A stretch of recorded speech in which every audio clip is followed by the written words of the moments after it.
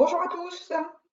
Donc normalement, si ça fonctionne, vous devez m'entendre et vous devez voir la première diapo du PowerPoint. Donc, vous êtes déjà quelques-uns connectés, c'est parfait. Alors j'écris dans le chat parce que je dis toujours si ça marche pas le son, vous ne pouvez pas me le dire. Et donc ça vous permet de voir si vous pouvez m'entendre et me lire. Et alors je compte toujours, je crois que j'ai des collègues de chez FIBA qui sont là, donc s'ils peuvent m'écrire dans le chat, je pense que normalement, voilà. Ah ben super, on a déjà Claire qui m'a écrit, donc ça c'est parfait. Voilà, donc ça me permet de voir mon organisation, parce que j'ai le support, j'ai, voilà, super, Muriel aussi, vu, comme ça vous savez quand je vous ai vu. Donc on va laisser les gens se connecter, mais vous êtes déjà bien ponctuels. Voilà, j'ai la petite liste, alors je vais essayer de faire l'appel.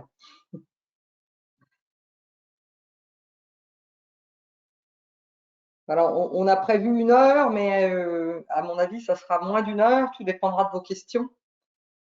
Comme dit, j'avais prévu, je crois, 5 thématiques, et donc qu'on ait le temps de creuser ces 5 thématiques. Voilà, alors je surveille s'il y a encore d'autres gens qui se connectent.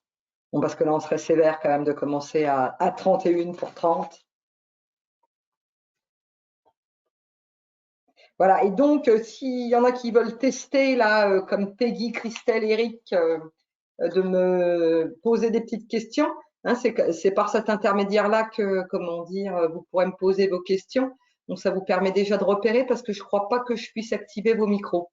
Il ne me semble pas. Hein, donc, du coup, on passera par le chat. Voilà, je suis en train de regarder, mais a priori, non. Voilà, bah, écoutez, voilà. Bonjour Catherine, bonjour Magali.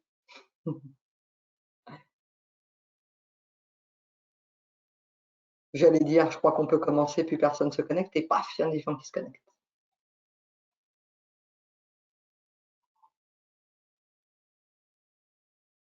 Voilà. Bonjour Catherine.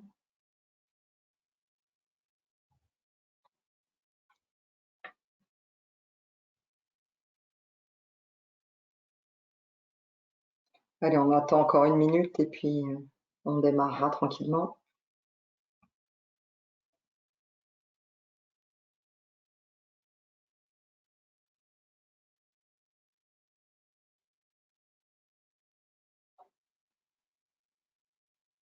Hop, allez, je vous propose de démarrer, comme ça on respectera bien le timing et puis, comment dire, pour prendre un max de questions. Alors voilà, donc comme dit, fort des questions qui m'ont été remontées d'un point de vue paye, sur les payes de janvier et de février, je trouvais que c'était intéressant de partager avec vous déjà les petits cas pratiques que j'ai eus, comme ça quand vous les aurez dans vos entreprises, entre guillemets, il y aura moins d'effet de surprise. Bien sûr, je n'ai pas encore tout vu, hein, donc c'est là que je dis, il ne faudra pas hésiter à me poser des questions, d'autres points qu'on va découvrir là sur l'année 2024 avec l'application de cette nouvelle convention collective. Alors, donc déjà, je voulais revenir donc sur des points importants, comme dit, hein, j'en ai sélectionné 5, on vous les avait mis dans notre petit sommaire. C'est cette histoire-là de la prévoyance cadre, parce que là, comme on dit, il y a quand même des ruses. Et donc, suite à la classification, donc, comme dit Emmanuel Paris et son équipe, vous avez proposé un accompagnement. Certains sont passés aussi par l'UIMM, d'autres ont géré en interne. Donc, bref, en janvier, vous nous avez donné des classifications. Donc ça, je ne voulais pas revenir dessus en pensant que le point avait déjà été traité vers vous, mais c'était plus les conséquences de cette classification sur la prévoyance, et donc je ne voulais pas le prendre à la légère, parce que la prévoyance, il faut toujours vous dire, bon, c'est le maintien en cas de maladie, ça c'est déjà important, mais c'est aussi en cas de risque lourd, et là, les complications, on les aura à la limite dans 3 ans, liées à la classification que vous avez faite en janvier. Donc, même si là on est en mars, je pense que s'il y a eu des choses qui ne sont pas claires, il est encore temps de faire les modifs. Alors, je le dis d'autant plus tranquillement, là, le fait de faire les modifications, c'est qu'on sait que la société Kuhn, là, qui est quand même 1600 collaborateurs en Alsace qui dépendent de la métallurgie, ils ont écrit à leurs salariés, nous, on ne sera pas en mesure de faire la classification avant avril, hein, donc soyez détendus. Si vous devez faire encore quelques ajustements dans vos entreprises, je suis convaincue que c'est mieux de faire encore les ajustements que de poursuivre dans une erreur. Donc, quand je reprends ma diapo, là, donc on a 55 cotations regroupées en 18 classes d'emploi, puis 9 groupes d'emploi. Hein, donc, nous, on va parler des coefficients A à I, là, hein, des groupes A à I. Et donc là, je vous ai juste fait un focus sur la partie prévoyance liée à la classification. Et donc, tous les mots ont leur importance, à savoir qu'ici, vous avez les groupes C6, hein, mais donc, ce n'est pas tout le groupe, c'est juste la classification C6 et D. La suroption, vous avez moyen de les inclure dans la prévoyance cadre. Et alors là, donc moi, j'ai dit que dès que c'est suroption, généralement, l'URSSAF, en cas de contrôle, ils vont vous demander une décision unilatérale de l'entreprise ou un accord d'entreprise, hein, si vous avez des délégués syndicaux, hein, qui dit que vous, dans votre entreprise, vous avez décidé que les salariés relevant de la classification C6 et D relèveront de la prévoyance cadre, et donc uniquement de la prévoyance cadre. Alors, pourquoi j'insiste là-dessus? C'est que là, vous avez vu, le groupe E, forcément, il bénéficie de la prévoyance cadre, hein, mais juste de la prévoyance. C'est ça qui est quand même compliqué, alors que les groupes F à I, c'est des vrais cadres. Hein, vous voyez que cette distinction-là est importante. Alors, pourquoi je vous dis ça? C'est parce que j'ai eu un cas où on m'avait classifié, vous en doutez, des salariés en E et en H, et on m'avait dit, pour la prévoyance, on verra au deuxième semestre. Mais là, j'ai dit, c'est pas possible de dire qu'on va voir la prévoyance au deuxième semestre, parce que dès qu'ils sont dans le groupe E, forcément, ils relèvent de la prévoyance cadre. Et bien sûr, donc j'ai été sollicitée par certains de nos clients qui me disaient, bon, qu'est-ce que vous me conseillez pour ceux qui sont C6 et D? Et je disais que ça dépendait si précédemment ils étaient non cadres, donc on peut se dire qu'ils n'étaient pas attachés à la prévoyance cadre. Hein. Ces principes de prévoyance, normalement, vous les aviez déjà mis en place au 1er janvier 2023, hein, parce que la nouvelle convention collective avait commencé par la prévoyance. Si vous vous souvenez, déjà au 1er janvier 2023, il avait fallu remettre les contrats à jour. Et donc, disons que si quelqu'un était habitué à avoir une prévoyance non cadre, là, je ne poussais pas à les passer en prévoyance cadre, hein, puisque c'est une option. Par contre, tous ceux qui étaient classe E et plus loin, là, il n'y avait pas le choix que de les mettre dans la prévoyance cadre.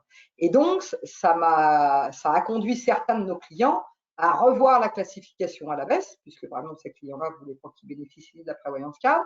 Et c'est là que je dis que c'est quand même touchy, hein, parce que ça veut dire que il y avait déjà une première classification qui avait été transmise avec donc par exemple un H, je me souviens bien que c'était un H. Bon, la personne se retrouve D. Bon, vous voyez, dans 3 ans, en cas de litige, hein, peut-être que ça va revenir le petit papier comme quoi on avait d'abord dit qu'ils étaient H. Mais si c'était une vraie bêtise qui soit H, hein, je pense qu'il est encore temps de les repasser en D, hein, que ça venait de se produire. Et de la même façon, moi, dès que la nouvelle classification était sortie, j'avais dit aux clients que j'ai l'habitude de côtoyer, là, s'il vous plaît, vous ne me passez pas quelqu'un qui était cadre en non-cadre. Hein. Bon, moi, c'était, on va dire, une mesure de simplification. Et j'ai quand même eu un cas où on m'a dit, si, la dame va passer d'un statut cadre à un statut non-cadre. Elle est d'accord. Et donc là, je rappelle le formalisme, parce que en France, on n'est quand même pas super fort côté formalisme. Donc, ce qui avait été prévu par la convention collective, c'était un courrier d'information accompagné d'une fiche de poste. Hein, donc, nous, la position qu'on a adoptée avec les juristes de FIBA, c'est un courrier et une fiche de poste.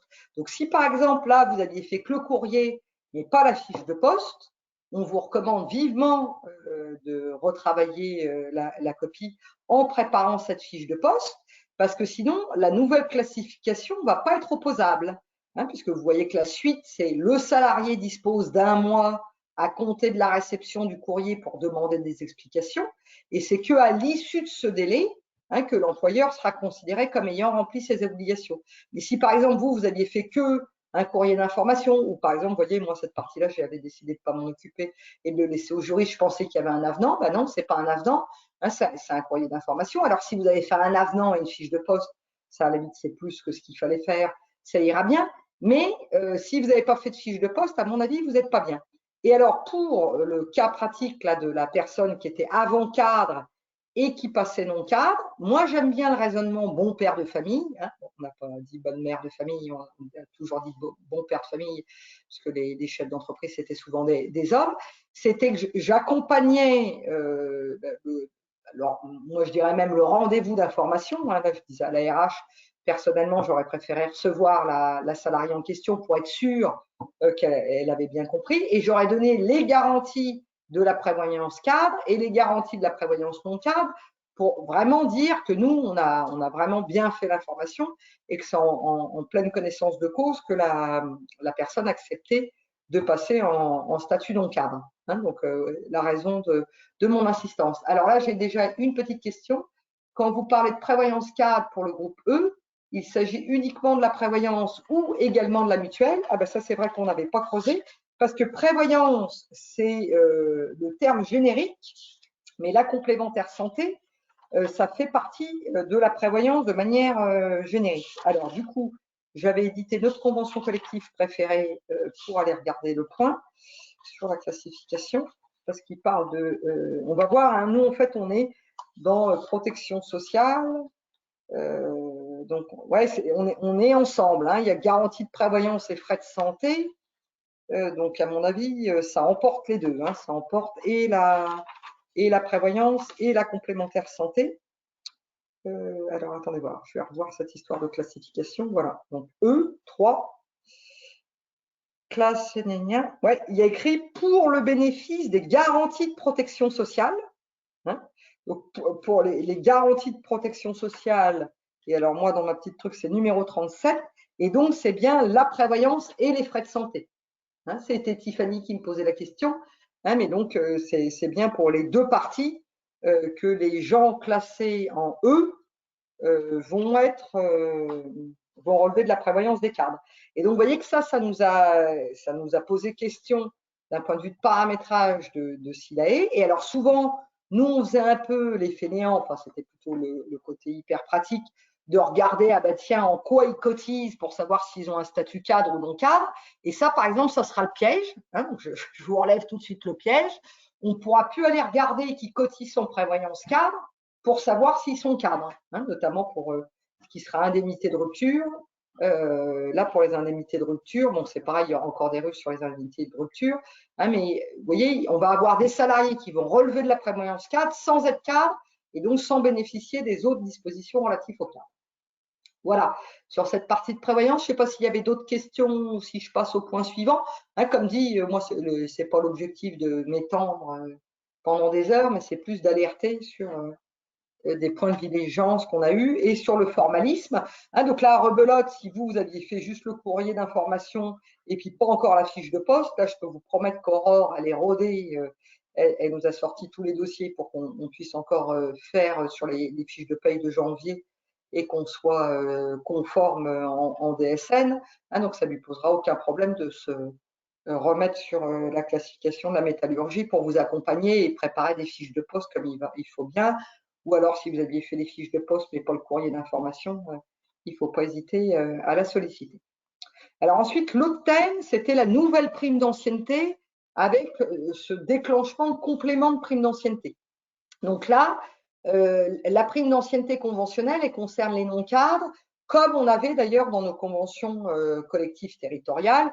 Hein, donc moi, forcément, j'ai été regarder un peu ce qui se faisait dans le Bas-Rhin, dans le Haut-Rhin, dans la Moselle, en région parisienne, puisque c'est là qu'on a le maximum de clients. Et là, donc, je voulais juste revenir sur ce qui a été décidé là, dans la nouvelle convention collective, c'est qu'on doit vraiment comparer au montant perçu en décembre 2023. Hein, donc, en fait, vous allez voir pour un autre sujet aussi, on fait la photo en décembre.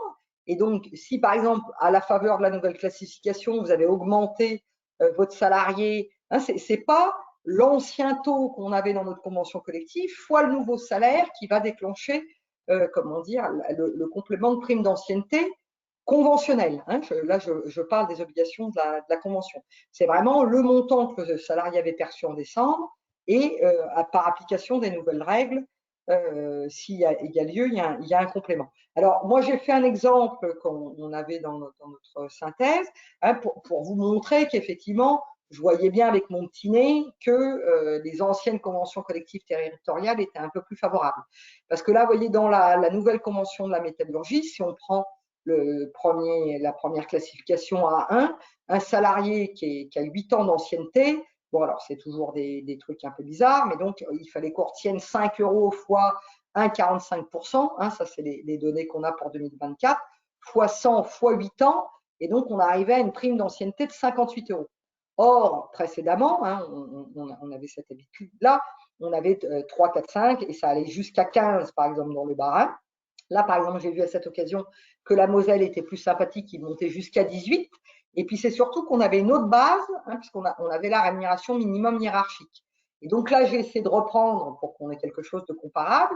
Et vous voyez, donc, nous, dans la métallurgie, on avait 66,44 euros. Et donc là, on avait un complément mensuel à verser de 8,44 euros. Donc ça, moi, j'ai quand même cette chance-là de travailler maintenant depuis 26 ans. Et donc, j'ai connu les 35 heures. Et donc, pour tous ceux qui travaillaient déjà en 98-2000 dans la paye, parce que vous étiez peut-être dans un autre monde à cette époque-là, vous devez vous souvenir de ce système. À l'époque, on appelait ça des primes d'acquis. Et c'est vraiment important, comme l'a fait Silae d'ailleurs, de verser un complément, parce qu'en fait, ce complément, il va se faire grignoter au fur et à mesure de la revalorisation qu'on aura dans la Convention collective nationale de la métallurgie pour venir disparaître. Et c'est-à-dire que vos collaborateurs qui sont sur la base des minima, au fur et à mesure, ça, vous voyez que cette ligne va disparaître, hein, pour qu'on n'en ait plus connaissance. Donc ça, c'était pour les gens qui étaient strictement à la convention collective. Nous, on a eu 2 pièges, et alors je crois que j'avais mis voilà, une petite alerte ici, c'est que nous, on avait pas mal d'entreprises qui avaient accordé une prime d'ancienneté pour les cadres. Et ça, quand vous avez reparlé de la classification, souvent, vous n'avez pas reparlé de savoir si vous mainteniez ou pas cette prime d'ancienneté. Bon, moi, comme on m'a sollicité fin janvier pour des payes de janvier, j'ai dit, bah, de toute façon, là, ça me semble un peu tard pour dénoncer les primes d'ancienneté au cadre, donc on les a maintenues. Mais là, on les a maintenues dans un système, on va dire, qui est complètement à part, hein, puisque, comment dire, dans la nouvelle convention collective, il n'y a pas cette notion de prime d'ancienneté. Hein, donc ça, je pense que c'est aussi important que vous revoyiez, hein, pour pas qu'il y ait, on va dire, un système maintenu pour les cadres, typiquement 3, 4, 5 jusqu'à 15, et puis pour les non-cadres, ça soit différent. Enfin, ça serait possible, hein, mais je pense que c'est un point qui n'a pas été vu au moment où vous aviez travaillé sur la classification, et que nous, on a vu au moment où on a sorti les payes des cadres. Donc là, il fallait qu'on adapte un peu la formule sur Silae. Donc en janvier, on a bricolé, et en février, on a trouvé la bonne formule pour le maintenir. Hein, mais donc ça, c'est aussi important. Hein, moi, je fais aussi cette réunion-là de manière transversale. Si jamais votre gestionnaire de paye a loupé un truc, il a encore le temps de regarder. On a fait le choix de maintenir les primes d'ancienneté des cadres pour ceux qui l'avaient auparavant sur l'ancien système. Et après, comme toujours, hein, on a toujours des particularités. J'ai aussi une entreprise qui a choisi de maintenir la prime d'ancienneté comme elle l'avait précédemment. Eux, ils montaient même jusqu'à 20%, alors qu'on est dans une entreprise dans le Bas-Rhin, sur le salaire versé par l'entreprise. Hein, donc ça, on a dû changer le paramétrage pour faire une prime d'ancienneté, on va dire, à l'ancienne. Et donc là, il n'y a pas d'histoire de complément de prime d'ancienneté, puisque c'est en fonction de l'ancienneté de la personne et en fonction du salaire du mois. Voilà. Alors, je ne sais pas s'il y avait des particularités, des questions sur la prime d'ancienneté. Comme dit, je voulais insister sur le fait qu'il y a une ligne à part de complément mensuel qui sera amenée à disparaître en fonction de la revalorisation. Et là, donc, notre logiciel de paye, il a vraiment fait un travail de fou pour que ça fonctionne bien. Alors, il y avait quand même un peu de variante pour que ça fonctionne bien, mais on va dire que globalement, ça a bien fonctionné. Alors, thème suivant, le travail de nuit et le travail exceptionnel de nuit. Alors là, vous n'êtes peut-être pas tous concernés, mais c'est important d'en parler parce qu'en fin de compte, c'est une nouveauté. Donc là, j'ai quand même eu 2 clients concernés et le choix était différent, et peut-être que d'autres clients ne se sont pas sentis visés, mais donc c'est bien de l'entendre ici. Alors, les règles sur le travail de nuit qui ont été introduites dans la convention collective, c'est vraiment les règles légales de travail de nuit. Donc, les règles ont été sorties, je crois, en 2005. Et donc, le travail de nuit est encadré. Donc, déjà, il faut vous souvenir que le travail de nuit, plutôt, c'est non. Hein. C'est-à-dire que si vous faites du travail de nuit, généralement, il faut prévoir des autorisations. Hein. Et donc, on parle de travail de nuit donc, dans votre secteur d'activité pour tout travail effectué entre 21h et 6h. Hein. Alors, je dis dans votre activité parce que, par exemple, chez Hôtel Café Restaurant, on a choisi 22h, 7h. Hein, c'est la branche qui a choisi. Vous en doutez que dans les restaurants, c'est plus intéressant d'avoir une tranche de nuit de 22h à 7h. Hein, ça leur évite d'avoir une heure des nuits déjà de 21h à 22h. Ou alors, vous voyez, on a toute autre période de 9 heures consécutives comprenant l'intervalle de 24h à 5h. Et donc là, vous voyez, il faut une autorisation de l'inspection du travail. Donc là, on va avoir ça dans les usines hein, qui doivent travailler en continu. Donc ça, est-ce que vous travaillez après 21h hein, donc moi, j'ai eu des gens qui terminent à 21h30, d'autres qui commencent à 5h. Bon, donc voilà, il faut que vous y réfléchissiez, hein, parce que j'ai un de mes clients, là, il commence à 5h30. Donc, du fait de la nouvelle règle, il va voir peut-être pour faire commencer à 6h. Et pareil, est-ce que c'est vraiment intéressant de faire finir les gens à 21h30 que vous tombez dans la réglementation du travail de nuit. Alors ensuite, toujours d'un point de vue légal, il a été prévu des contreparties distinctes selon qu'on soit dans le travail de nuit. Alors là, moi, je dis régulier, hein, je rajoute régulier pour éclaircir, ou dans du travail de nuit exceptionnel. Et donc, vous allez voir que là, hein, vous avez dû lire rapidement ma diapo, hein, tout le monde voudrait être dans le travail de nuit régulier pour rester aux 15% de majoration qu'on avait dans nos conventions collectives territoriales et pas tomber dans la majoration de 25%. Mais ça, c'est mal me connaître, parce que moi, si vous tombez là-dedans, je vais vous parler de la coche pénibilité. Hein, c'est-à-dire que l'un ne va pas sans l'autre. Alors, la notion de travailleur régulier de nuit, c'est le salarié qui accomplit au moins 2 fois par semaine, selon son horaire habituel, c'est-à-dire que c'est précisé dans votre convention collective, il faut plutôt que ça soit écrit dans le contrat, au moins 3 heures de nuit. Vous voyez, ça, c'est un travailleur régulier de nuit. Vous voyez que ce n'est pas le hasard, ce n'est pas 21h30 ou 5h, puisqu'il faut faire au moins 3 heures de nuit. Et ça, au moins 2 fois par semaine.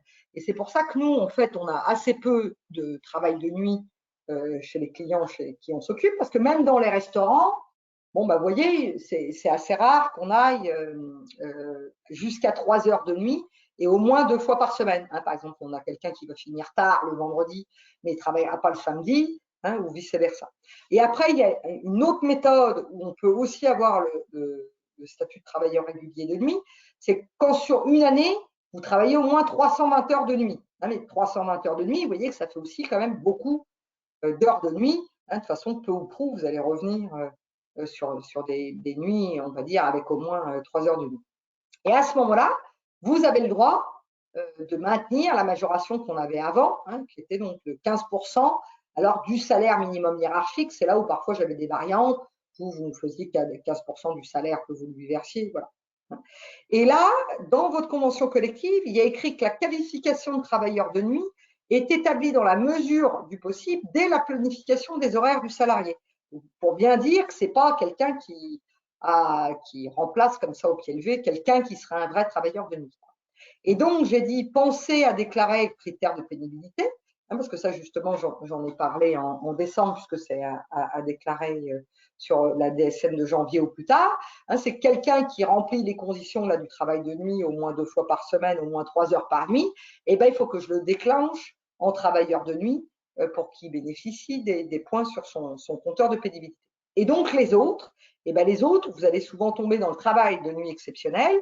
Et là, taratata, avec la nouvelle convention collective, et ben, la majoration de salaire, elle est passée à 25%. Et donc, en automatique, là, on a eu des questions en janvier, de savoir si je passais bien à 25 parce qu'on acceptait que je sois en travail exceptionnel ou si je maintenais à 15%. Et alors, moi, je dis toujours, nous, en tant qu'expert comptable, on est conseil du chef d'entreprise, donc on essaie toujours de vous trouver des ruses. Et donc là, en l'occurrence, c'est un champ qui est ouvert à la négociation dans un sens plus ou moins favorable, c'est-à-dire que vous avez tout à fait le droit de faire un accord d'entreprise ou vous alliez maintenir le taux de 15%, par exemple. Hein. Ou alors, vous pourriez faire dans l'autre sens, de dire vous voulez faire un taux plus élevé, mais généralement, on est moins contacté là-dessus. Donc ça, quand on dit que c'est un champ ouvert à la négociation, c'est depuis les lois El Khomri de 2019, on a distingué toutes les dispositions du droit du travail en 3 blocs. Le bloc 1, qui est vraiment celui-là, vous ne pouvez pas du tout travailler dessus. Le bloc 2, où là, on peut travailler dessus souvent dans un sens plus favorable. Et le bloc 3, où là, effectivement, vous pouvez l'être même moins favorable que la loi. Donc là, donc pour un de mes clients, on est passé à 25% parce qu'effectivement, il n'y avait pas beaucoup d'heures concernées et puis ils ont dit qu'ils allaient essayer de réduire le travail de nuit. Et puis pour l'autre, il y avait plus d'heures de nuit. Moi, j'ai décidé de ne pas revenir avec mes gros sabots et donc je leur ai proposé de dire qu'ils allaient faire un accord d'entreprise. Donc là, vous voyez, on n'était pas bon pour les payes de janvier et de février, puisque bien sûr, ils ont pas encore fait l'accord d'entreprise. Mais vous voyez, ce n'est pas choquant non plus pour les salariés qui ont toujours connu 15%, de leur proposer un accord où on maintient le taux de 15%. Vous voyez, ça, c'est quelque chose qui pourrait se faire aussi facilement dans les entreprises. Bon, effectivement, c'est mieux d'avoir l'accord avant de changer le. Enfin, on ne serait pas bon, là, si on était pris, il faudrait payer 25, mais l'écart n'est pas très significatif. Je crois que vous avez vu que la base est différente. Hein, là, c'est 15% du salaire minimum hiérarchique, alors que là, c'est 25% du salaire de base. Hein, donc, si vous payez vos salariés plus que le salaire minimum hiérarchique, on a un peu plus d'écart que ces 10 points. Voilà. Donc là, rebelote, n'hésitez pas à revenir vers moi si vous avez des questions sur le travail de nuit. J'avais joué en 2005 sur la présentation des règles, donc c'est un sujet que je connais bien, puisque dans mon précédent poste, on s'occupait de stations-service autoroutières, donc ouvertes 24 sur 24, 7 jours sur 7. Voilà. Alors, je regarde, pas de questions. Alors, l'autre thème, et là, ça, c'est un thème tout de suite qui nous a saisi et qui est important, le maintien de maladie. Alors, moi, vous savez que ce n'est pas toujours rigolo pour moi. Hein, quand je dois décider de ce qu'on fait, on n'a pas toujours les réponses immédiates. Et puis là, moi, ça, on était la dernière semaine de janvier, donc il fallait que je décide vite. Et donc, depuis, j'ai animé aussi au national. Je n'ai pas eu de contestation. On a quand même beaucoup de clients qui sont adhérents à l'UIMM et donc, a priori, on a été suivis. Et donc, là, ça ne va pas plaire à vos salariés. Donc, si vous souhaitez faire d'autres choses, vous pourrez faire d'autres choses. Mais je suis sûre de ce que je vous indique, à moins que ça fasse un tollé et puis qu'ils nous rechangent les règles plus tard. En tout cas, dans les règles actuelles, c'est ce qu'on a. Donc déjà, ce que je vous ai noté au départ, c'est les dispositions de la nouvelle convention collective de la métallurgie. Donc, on regarde une indemnisation sur l'année civile du début de l'absence. Donc ça, c'est vraiment important, l'année civile du début de l'absence.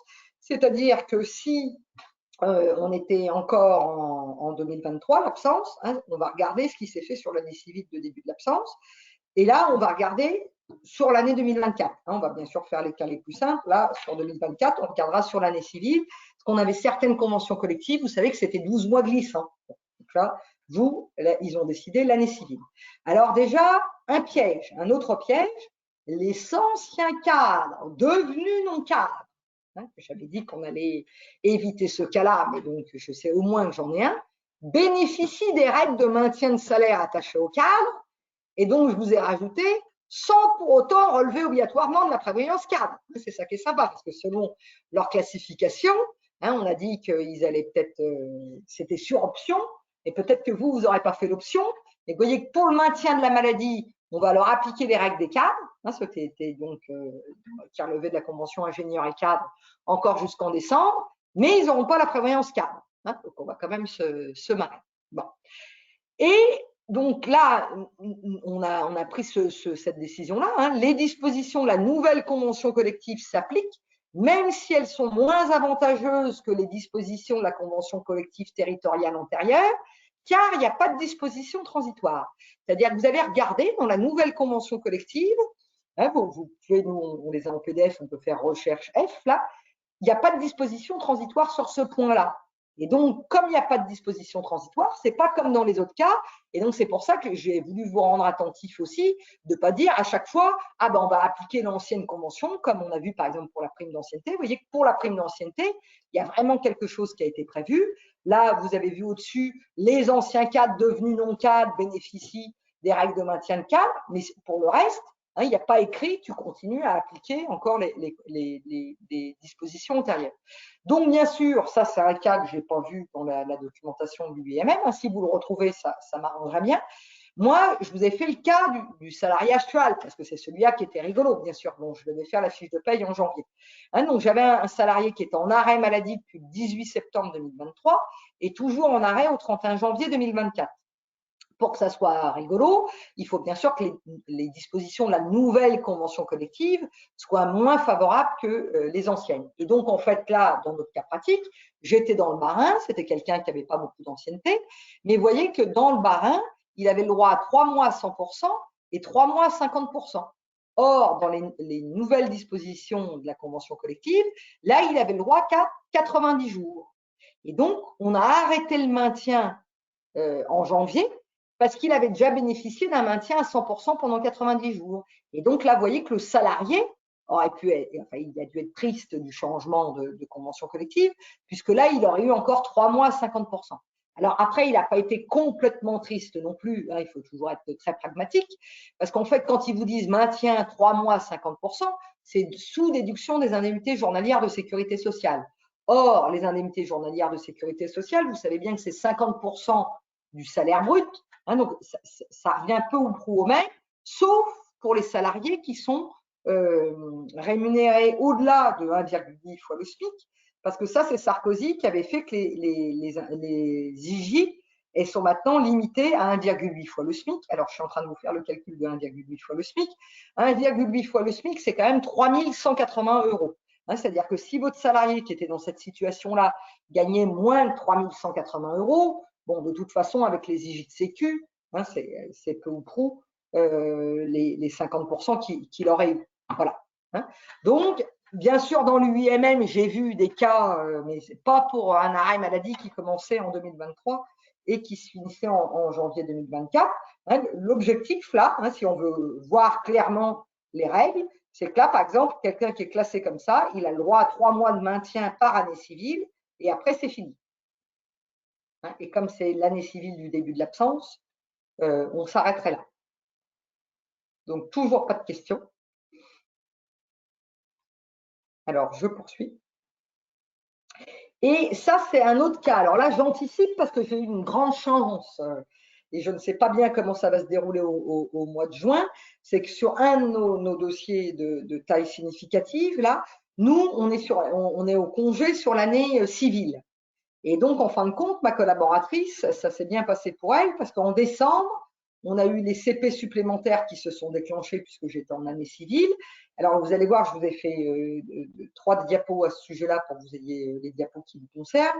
Mais vous devez tous savoir que les cadres, quand ils vieillissaient, ils avaient le droit à des congés supplémentaires. Et puis, pareil, Bas-Rhin, Haut-Rhin, Moselle et sûrement région parisienne, les non-cadres, ils avaient le droit aussi à des CP supplémentaires en fonction de l'ancienneté.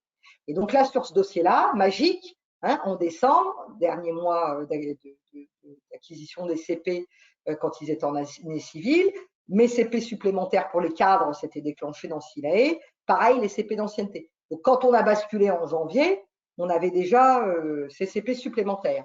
Là, je ne sais pas comment SILAE va avoir programmé le logiciel pour la bascule entre mai et juin. Parce qu'en mai, vous serez sur la nouvelle convention de la métallurgie.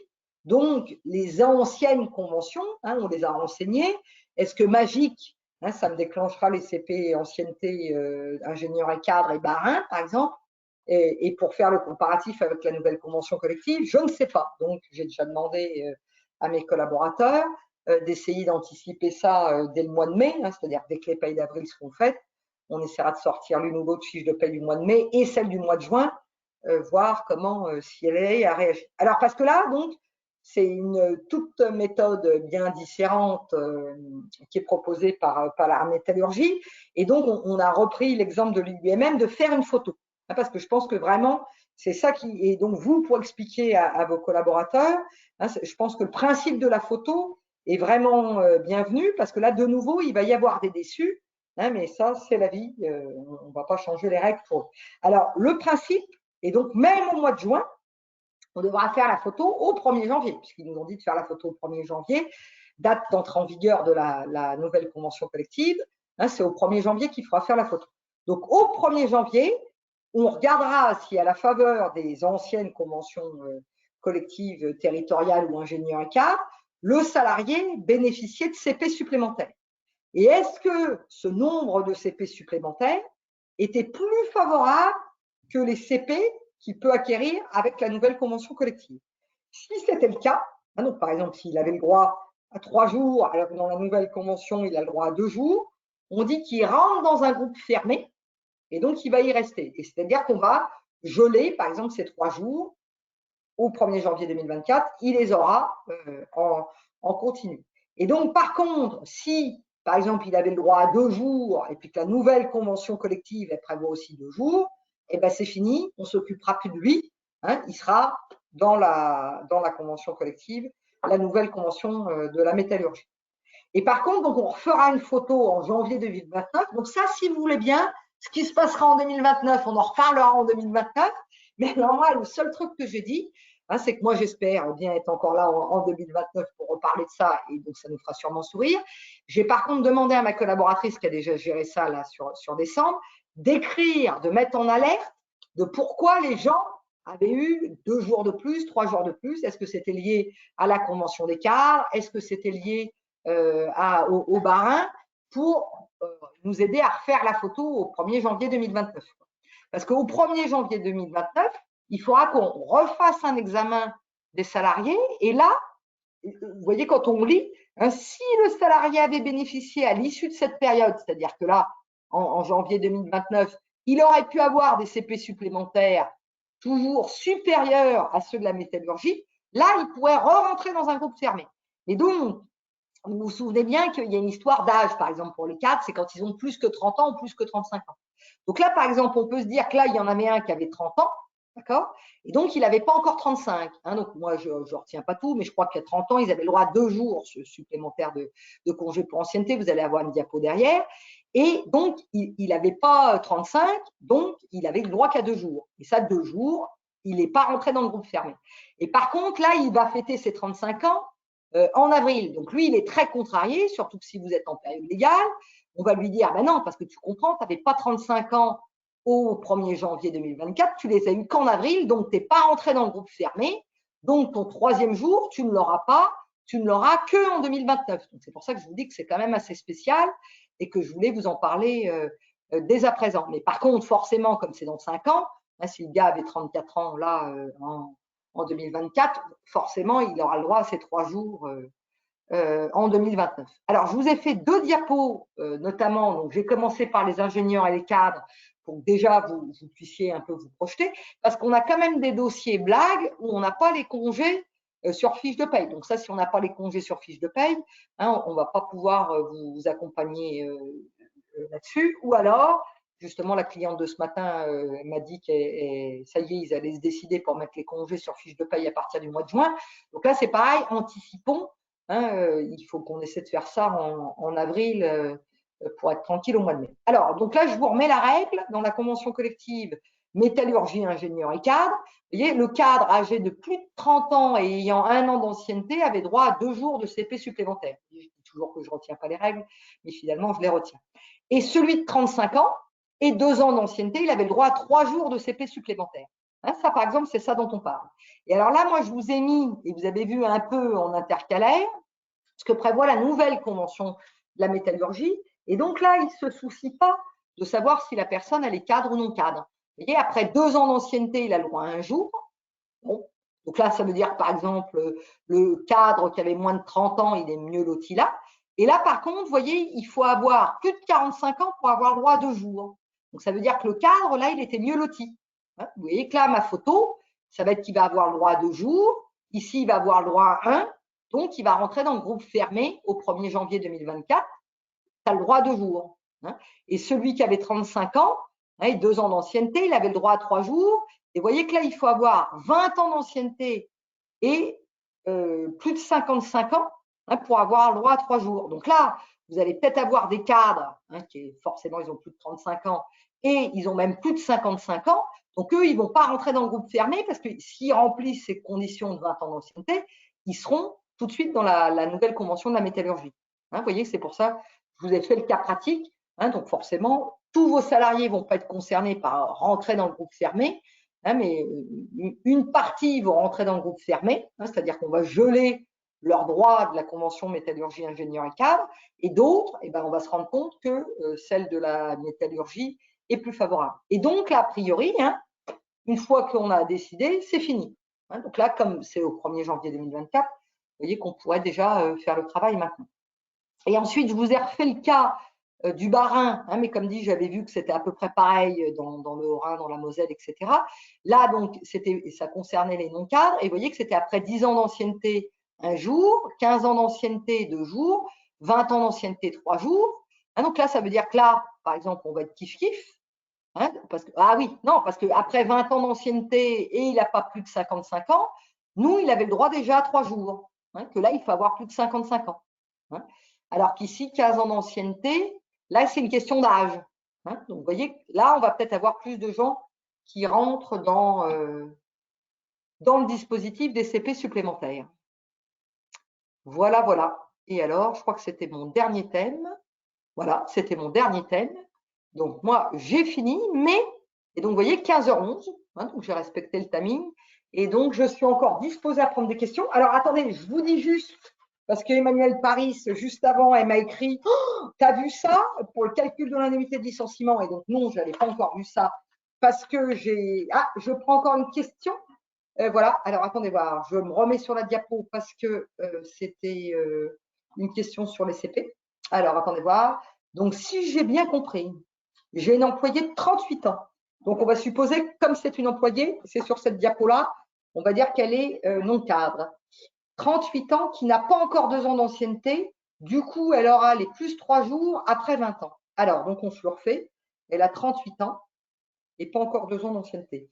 Donc là, en fait, elle avait le droit à rien, elle. 38 ans, si elle n'était pas cadre, elle avait le droit à rien.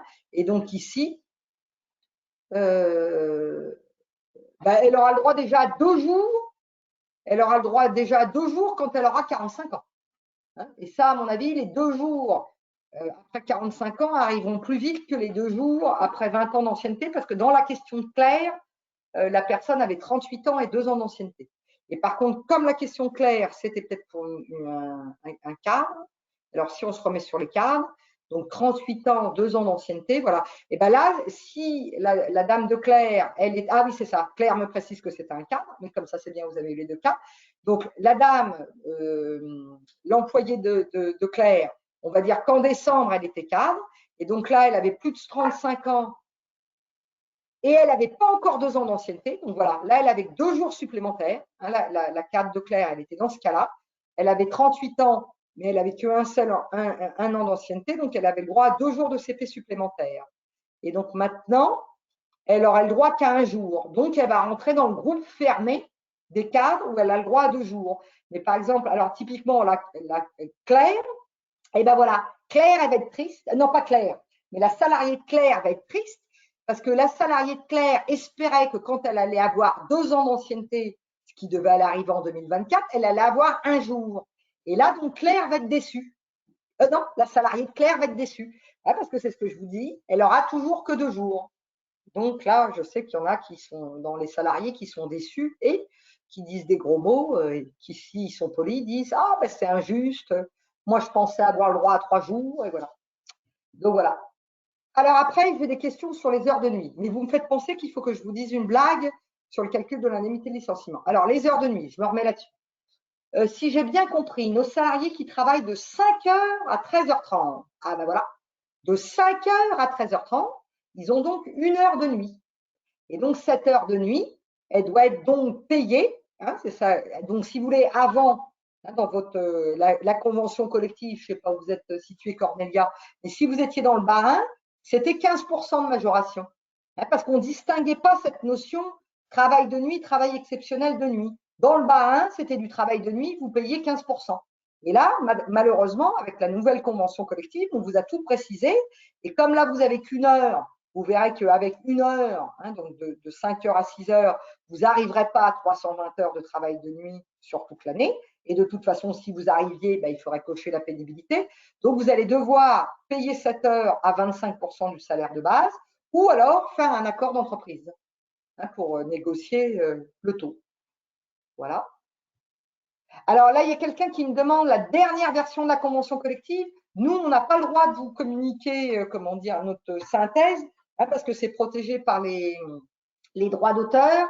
Et donc, on ne peut pas vous la communiquer. Donc, effectivement, nous, c'est très agréable pour nous d'avoir cette synthèse, mais on le paye très, très cher, les éditions législatives. Ah, et Claire conclut pour le salarié. Vous savez qu'à 38 ans, elle l'a dans le baba. Effectivement, elle l'a dans le baba. Voilà, alors je crois qu'il n'y a pas d'autres questions. Donc oui, alors je vous dis, donc moi, je n'ai pas encore fait d'indemnité de départ, mais donc c'est toujours le piège. Il faut toujours tout lire. Moi, quand je revois des soldes de tout compte, et donc c'est pour ça que je vous dis toujours, ne me faites pas des soldes de tout compte pour le jour même, parce que quand je suis en déplacement, je ne peux pas regarder. On a tout ce qui concerne la notion d'ancienneté. Et donc, dans la notion d'ancienneté, je vous lis la phrase qui a fait bondir Emmanuel Paris. Pour le calcul des indemnités de rupture des salariés relevant des groupes d'emploi A à E.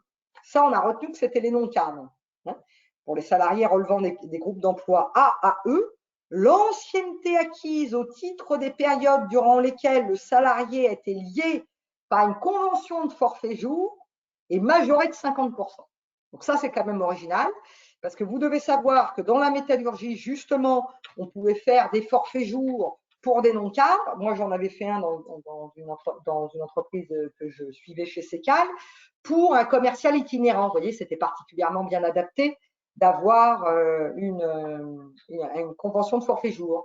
Et donc, là c'est original quand même de majorer l'ancienneté de 50% pour le calcul de l'indemnité. Donc, ça, il faudra être vigilant. Et alors, attendez, j'ai encore une autre question. C'est Cornelia cette fois-ci qui revient sur les congés. Alors, tous nos salariés qui ont plus de 45 ans et qui sont non cadres, je vais me mettre sur la diapo parce que c'est quand même pour ça que je vous fais des supports, c'est toujours plus simple. Donc, tous nos salariés qui ont plus de 45 ans et qui sont non cadres et plus de 2 ans d'ancienneté, ils auront 2 jours de congé en plus cette année. Alors, est-ce que c'est juste ça? 2 jours, ouais, si le salarié a au moins 45 ans. Ouais, c'est ça. Ouais. Alors que ce n'était pas forcément le cas avant. Ce n'était pas forcément le cas avant. Voilà.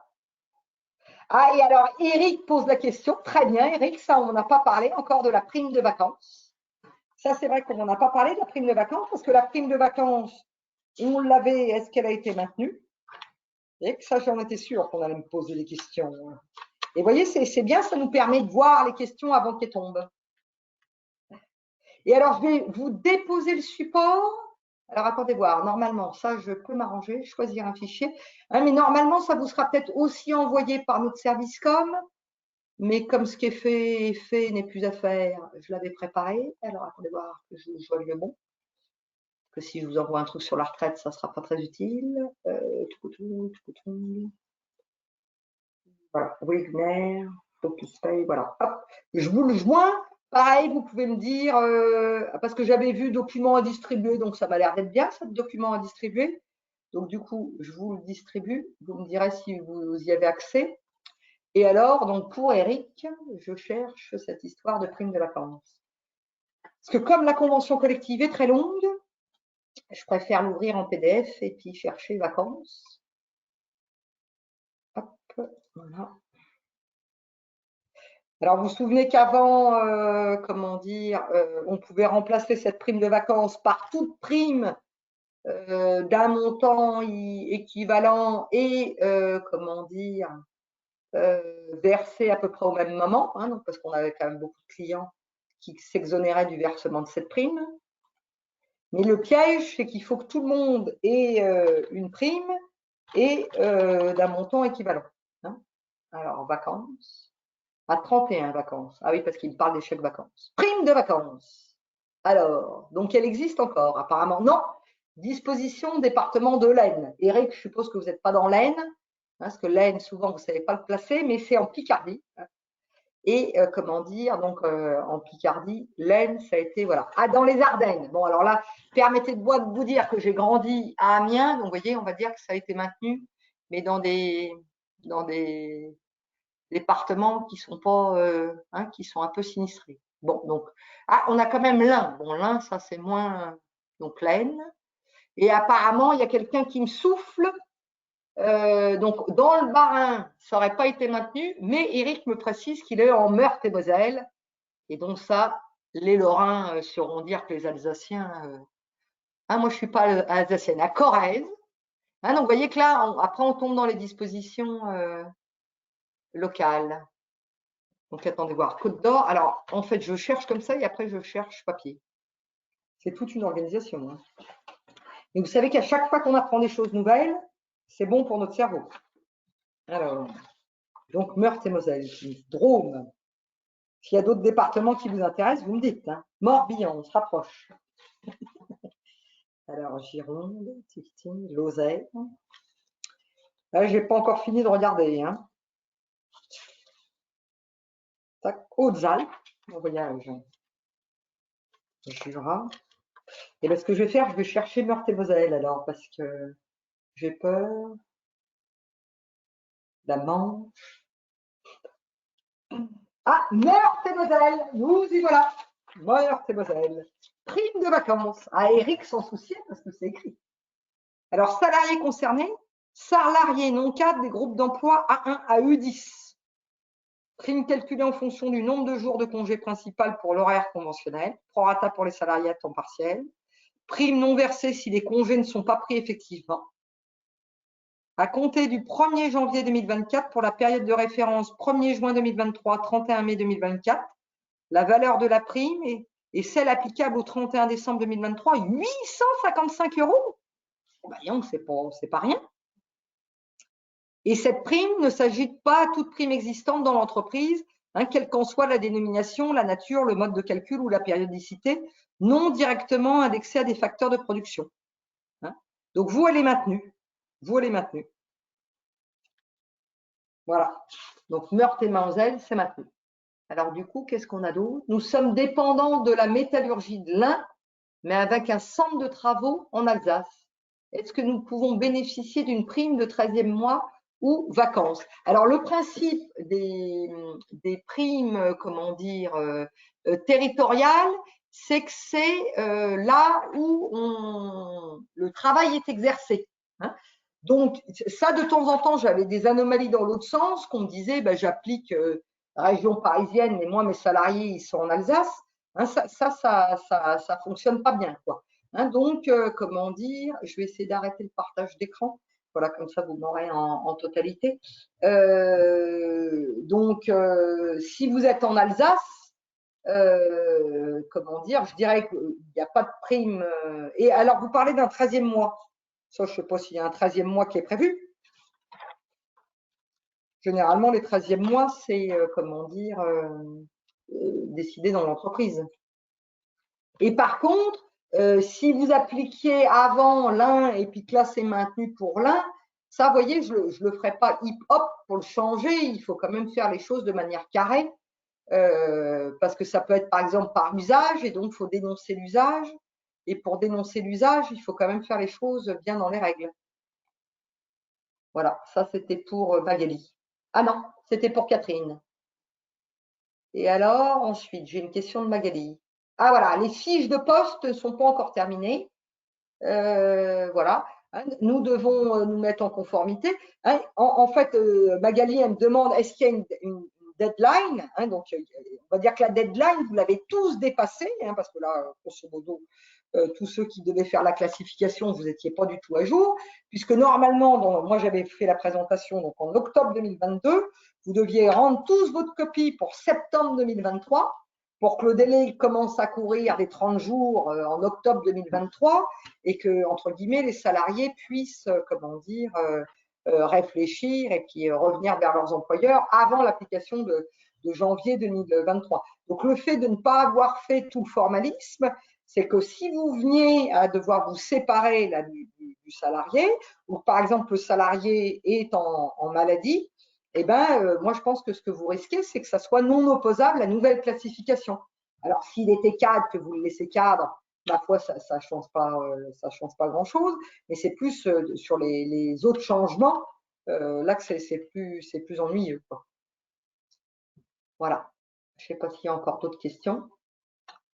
Hein, puis je ne doute pas qu'on va avoir encore d'autres questions qu'on n'a pas encore vues. Comme vous voyez, la prime de vacances, je ne l'avais pas. Ah oui, je voulais chercher 13e mois, parce que moi, je ne dirais pas qu'il y a 13e mois dans la convention collective, mais moi, je ne sais qu'avec… non, il n'y a pas… En tout cas, j'ai cherché 13e mois, il n'y a pas de 13e mois. Et alors, je peux regarder dans l'un. Ah, je veux bien prendre encore des questions, mais sinon, je vous remercie pour votre attention.